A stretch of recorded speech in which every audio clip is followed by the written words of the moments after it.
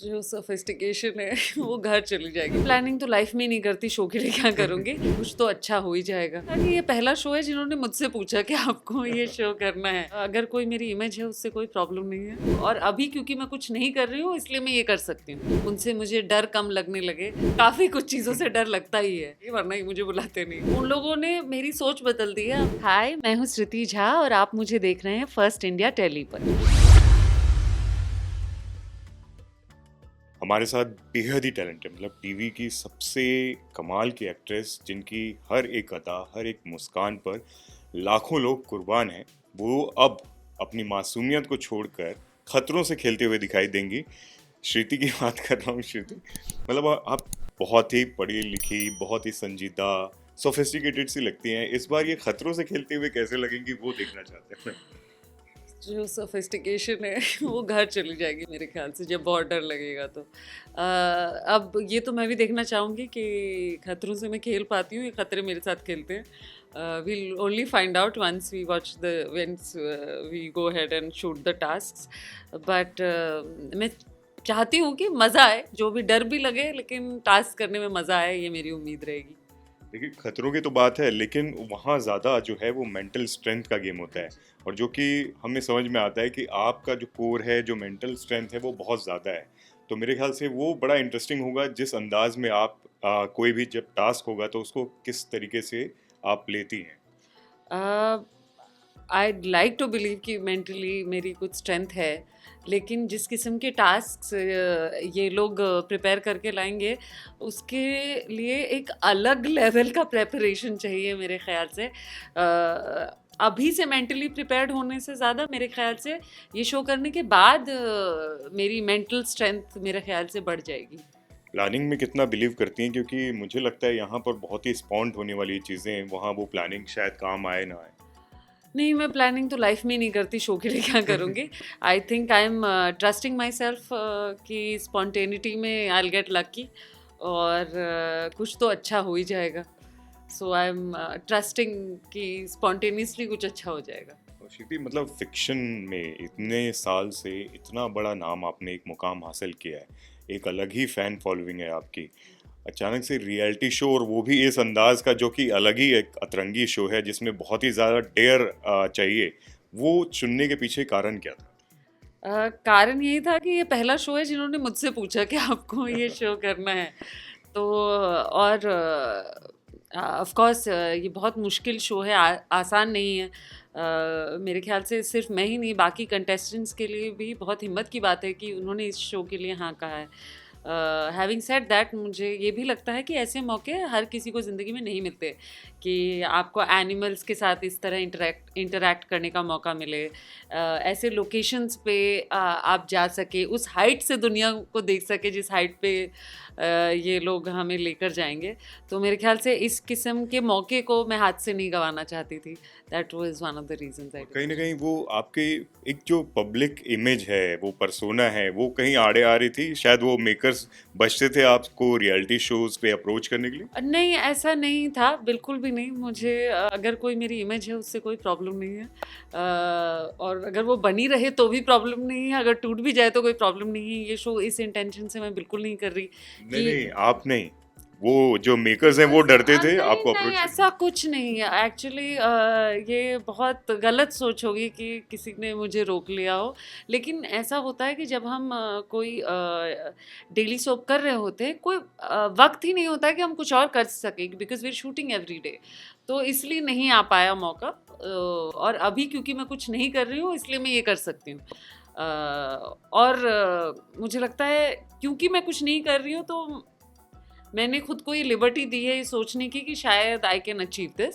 अगर मैं कोई एक्टिंग जॉब कर रही होती तो आई वुडंट हैव डन खतरों। I don't think I can do two things at one time. खतरों के इसके पहले के सीजन्स देखे हैं आपने, बड़े खतरनाक से, डरावने से टास्क दिए जाते हैं। कौन सा टास्क ऐसा है जिसको लेकर आपके मन में थोड़ा सा फियर है, या कौन सा ऐसा टास्क है जिसको लेकर एक्साइटेड हो आप? फियर आई थिंक ड्राइविंग, क्योंकि मुझे ड्राइविंग आती नहीं है और मुझे गाड़ियाँ ही नहीं समझ में आती। तो मेरे लिए वो कम्प्लीटली क्लूलेस सिचुएशन होगा। और हालांकि मुझे जानवर से बहुत डर लगता है, but I'd like to interact with animals, और मुझे अच्छा लगेगा कि किसी किस्म का कनेक्शन बिठा पाऊँ, या मेरा जो ख़तरनाक जानवर हैं जिनको हम ख़तरनाक बोलते हैं उनसे मुझे डर कम लगने लगे।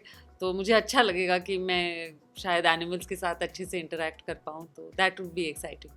और रियल लाइफ में सबसे ज़्यादा किस चीज़ से डर लगता है? हर चीज़ से डर लगता है मुझे। हाइट से डर लगता है, मैं पानी में भी बहुत ज़्यादा कंफर्टेबल नहीं, मुझे जानवरों से डर लगता है। तो मतलब मुझे काफ़ी कुछ चीज़ों से डर लगता ही है। और आपके जब सोशल मीडिया हम देखते हैं तो उसमें आपके मेडिटेशन वाले वीडियोस, फिर अलग तरह के जो वर्कआउट वाले वीडियोस हैं वो भी दिखाई देते हैं। मतलब रस्सी पे आप चलने के लिए अपने आप को बैलेंस कर रहे हो, फिर अलग अलग तरीके से।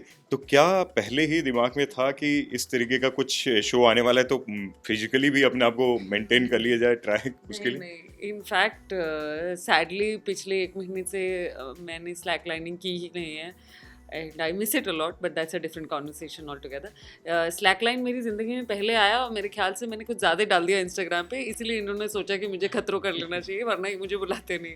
But yes, slack lining generally, slack lining ने मेरी ज़िंदगी को देखने का तरीका बदल दिया है। क्योंकि जो कम्युनिटी है स्लैक लाइनिंग की वो बहुत अच्छी है, वो सिखाने के लिए बहुत आतुर रहते हैं, इनकरेज करते हैं। तो उन लोगों ने मेरी सोच बदल दी है। अब मैं गिव अप नहीं करती चीज़ों को आसानी से, हर चीज़ को नो नहीं कहती। उन्होंने मुझे like they change my approach towards life. I say yes to things, I take more challenges. I think that's how I have gotten the courage to do खतरों। Very nice. And Rohit is a hard taskmaster, लेकिन सिर्फ वहाँ पर daredevil वाले stunts ही नहीं या खतरनाक स्टंट्स नहीं होते, बल्कि उसके साथ साथ एंटरटेनमेंट भी बहुत ज़्यादा होता है। बीटीएस हम लोग काफ़ी देखते हैं, एंटरटेन होते हैं।